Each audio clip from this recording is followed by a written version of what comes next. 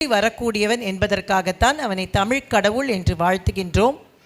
அருணகிரிநாதர் நமக்கான அத்தனை விஷயங்களையும் திருப்புகழாக இருக்கட்டும், கந்தர் அனுபூதியாக இருக்கட்டும், வேல்மாறலாக இருக்கட்டும், என்னவாக இருக்கட்டும், நமக்கு முருக வழிபாடு எப்படி செய்ய வேண்டும் என்பதை வழிகாட்டி விட்டு சென்றிருக்கின்றார். முருக பக்தின்னா எப்படி அப்படின்னு கிருபானந்த வாரியார் மாதிரி அந்த காலத்தில் பேசும்பொழுது நாம் ரொம்ப அப்படியே உருகி போய் கேட்டிருக்கோம். ஆனால் சமீப காலங்களில் இளைஞர்கள் அதற்கு வந்திருக்கிறார்கள் என்பது எங்களுக்கு மிகப்பெரிய மகிழ்ச்சி.